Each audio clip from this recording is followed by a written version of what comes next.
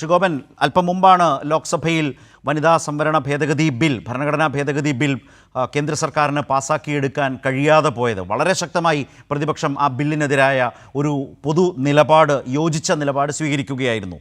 ഏത് നിലയിലാണ് ഇതിൻ്റെ ഒരു ഗൗരവത്തെ ഈ ബില്ല് തള്ളിയതിന് ശേഷമുള്ള ഈ സാഹചര്യത്തിൽ വിലയിരുത്തുന്നത്?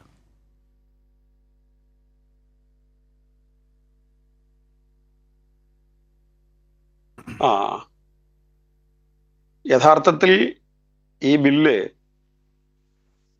അവതരിപ്പിച്ചത് പാസ്സാക്കാൻ വേണ്ടിയല്ല എന്നുള്ളത് അവതരിപ്പിച്ചവർക്കറിയാം. അവതരിപ്പിച്ചവർക്ക് പാർലമെന്റിൽ 2/3 ഭൂരിപക്ഷം ഇല്ല. അപ്പോ പ്രതിപക്ഷത്തെ കൂടി വിശ്വാസത്തിലെടുത്ത് വേണം ബില്ല് അവതരിപ്പിക്കാൻ. അത് പാർലമെന്ററി സംവിധാനത്തിന്റെ ABCD അറിയാവുന്ന എല്ലാവർക്കും അറിയാവുന്ന, ഒരുപക്ഷെ ഈ പ്രാതിനിധ്യ സഭയിൽ പങ്കാളിത്തം ഇല്ലാത്ത, അതൊരിക്കൽ പോലും കണ്ടിട്ടില്ലാത്ത സാധാരണ മനുഷ്യർക്ക് പോലും അറിയാവുന്ന ഒരു കാര്യമാണത്. ഭരണഘടനാ ഭേദഗതി വരേണ്ടുന്ന ഒരു ബില്ല് അവതരിപ്പിക്കുമ്പോൾ അതിന് 2/3 ഭൂരിപക്ഷം വേണമെന്നുള്ളത് എല്ലാവർക്കും അറിയാവുന്ന കാര്യമാണ്. അപ്പൊ നമ്മുടെ മുമ്പിൽ ഉയരുന്ന ചോദ്യം, എന്തിനാണ് ഇവർ ഈ ബില്ല് ഇപ്പോൾ അവതരിപ്പിച്ചത് എന്നുള്ളതാണ്. അങ്ങനെ അവതരിപ്പിക്കുമ്പോൾ അത് യഥാർത്ഥത്തിൽ പാസ്സാക്കാനായിരുന്നുവെങ്കിൽ പ്രതിപക്ഷത്തിന് ബില്ല് നേരത്തെ സർക്കുലേറ്റ് ചെയ്ത് കക്ഷി നേതാക്കളുടെ യോഗം വിളിച്ച് അതിനൊരു സമവായം ഉണ്ടാക്കുക എന്നുള്ളതായിരുന്നു ചെയ്യേണ്ടിയിരുന്നത്.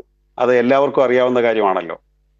പക്ഷെ പ്രതിപക്ഷത്തിന് ഈ ബില്ല് സർക്കുലേറ്റ് ചെയ്യുന്നത് അവതരിപ്പിക്കുന്നതിന് ഒരു നാൾ മുമ്പ് മാത്രമാണ്. പ്രധാനപ്പെട്ട രാഷ്ട്രീയ നേതൃത്വത്തിന്റെ യോഗം വിളിച്ചിട്ടില്ല. അപ്പോൾ അങ്ങനെ വിളിച്ച് ഇതൊരു ഒരു സമവായം ഉണ്ടാക്കുന്നതിൽ ഗവൺമെന്റ് ശ്രദ്ധിച്ചില്ല. അപ്പൊ പിന്നെ എന്തിനായിരുന്നു ബില്ല് അവതരിപ്പിച്ചത്?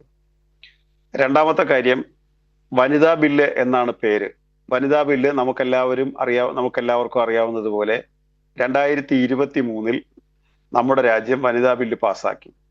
ആ വനിതാ ബില്ലുമായി ബന്ധപ്പെട്ട് അന്ന് പ്രതിപക്ഷം ഉയർത്തിയിട്ടുള്ള പ്രധാനപ്പെട്ട വിമർശം, എന്തിന് ഇത് മാറ്റിവെക്കുന്നു, 2029 വരെ നീട്ടിവെക്കേണ്ട കാര്യമില്ല, ഇപ്പൊ തന്നെ പാസ്സാക്കാൻ ഞങ്ങൾ തയ്യാറാണ്.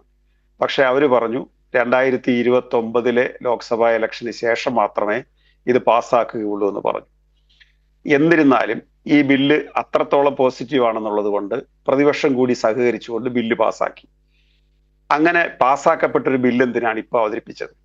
അപ്പൊ അതിനകത്ത് നമുക്കെല്ലാവർക്കും പച്ചയായ യാഥാർത്ഥ്യമായിട്ട് ബോധ്യപ്പെട്ട കാര്യമാണ്, മണ്ഡല പുനർനിർണയവുമായി ബന്ധപ്പെടുത്തി വനിതാ ബില്ലിനെ കൊണ്ടുവരാൻ പരിശ്രമിച്ചു. ഏറ്റവും വലിയ അപകടമാണെന്ന് പ്രതിപക്ഷം അത് തിരിച്ചറിഞ്ഞു.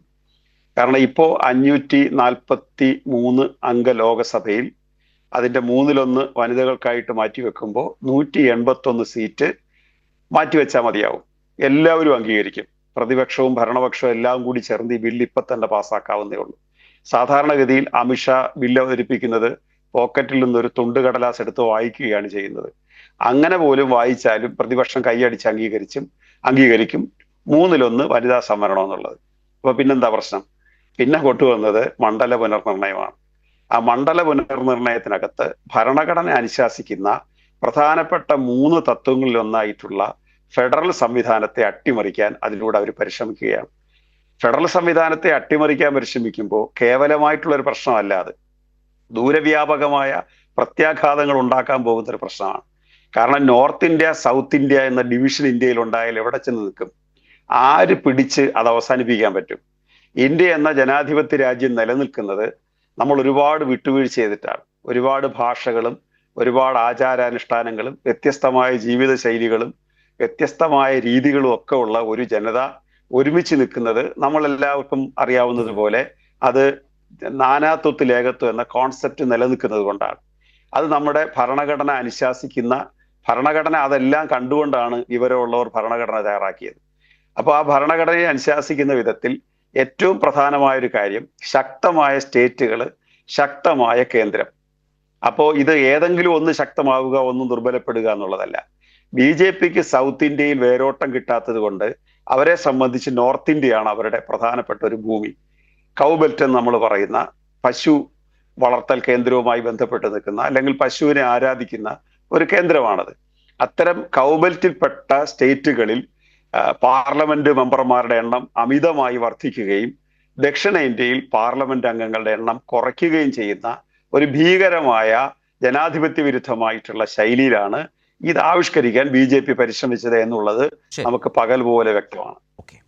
അപ്പോൾ അതുകൊണ്ട് ഈ മണ്ഡല പുനർനിർണയവുമായിട്ട് കണക്ട് ചെയ്ത് വനിതാ ബില്ല് കൊണ്ടുവന്നതാണ്. വനിതാ ബില്ല് എന്നുള്ളതിനോട് അവർക്ക് ഒരു ആത്മാർത്ഥതയില്ല എന്നുള്ളത് നമുക്ക് വ്യക്തമായത്. അവർക്ക് വനിതാ ബില്ലിനോട് ആത്മാർത്ഥതയില്ല. ഒരു കാര്യം കൂടി ഈ സ്റ്റാറ്റസിനെ ഞാൻ ചൂണ്ടിക്കാണിക്കാം. നമ്മൾ നേരത്തെയൊക്കെ ചർച്ച ചെയ്തിട്ടുള്ളതാണ്. ഇന്ത്യൻ പാർലമെന്റ് അല്ലെങ്കിൽ ഇന്ത്യൻ യൂണിയന്റെ പ്രസിഡന്റ് ഒരു വനിതയാണ്.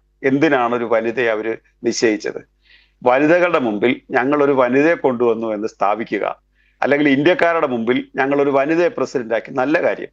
പക്ഷെ ആ വനിതയ്ക്ക് പവർ ഉണ്ടോ? ഭരണഘടന അനുശാസിക്കുന്ന പവർ പോലും പ്രയോഗിക്കാൻ അവർക്ക് അധികാരമില്ല. അങ്ങനെ അവരെ പ്രസിഡന്റ് ആക്കിയപ്പോൾ ലോകത്തേതെങ്കിലും ഒരു രാജ്യത്തിന്റെ പരമോന്നത സഭ കൂടുന്ന പാർലമെന്റ് ഉദ്ഘാടനം ആ രാജ്യത്തെ സുപ്രീം അല്ലാതെ ആരെങ്കിലും ഉദ്ഘാടനം ചെയ്തിട്ടുണ്ടോ? ആ രാജ്യത്തെ പരമാധികാരി എന്നുള്ളത് ഇന്ത്യയെ സംബന്ധിച്ച് യൂണിയൻ പ്രസിഡന്റാണ്. ആ പ്രസിഡന്റിനെ നോക്കുകുത്തിയാക്കി വെച്ചിട്ട് അപ്പൊ വനിതയെ ഒരു ചുമതല ഏൽപ്പിക്കുക, പക്ഷെ അധികാരം പകരാതിരിക്കുക. ഇത് തന്നെയാണ് സ്ത്രീകളെ ആദരിക്കുക എന്ന് പറയുക, അവരെ പൂജിക്കുക എന്ന് പറയുക, അവർക്ക് സ്പേസ് കൊടുക്കാതിരിക്കുക. ഇത് ഇന്ത്യയിലെ ഹിന്ദുത്വ പ്രത്യയശാസ്ത്രത്തിന്റെ, കുറച്ചുകൂടെ കൃത്യമായിട്ട് പറഞ്ഞാൽ എല്ലാ മത തീവ്രവാദ പ്രത്യയശാസ്ത്രവും സ്ത്രീ വിരുദ്ധമാണ്. അത് ഹിന്ദുത്വ പ്രത്യയശാസ്ത്രവും അങ്ങനെ തന്നെയാണ്. ഏത് മതപ്രത്യയശാസ്ത്രവും അല്ലെങ്കിൽ മത തീവ്രവാദവും അത് സ്ത്രീ വിരുദ്ധമാണ് എന്നുള്ളതിന്റെ ഏറ്റവും വലിയ തെളിവാണ്. വിധവകളെ പാർലമെന്റ് മന്ദിരത്തിന്റെ ഉദ്ഘാടനത്തിൽ പങ്കെടുപ്പിക്കില്ല, SC പാർലമെന്റിന്റെ ഉദ്ഘാടനത്തിൽ പങ്കെടുപ്പിക്കുകയില്ല, സ്ത്രീയെ പാർലമെന്റിന്റെ ഉദ്ഘാടനത്തിൽ പങ്കെടുപ്പിക്കുകയില്ല.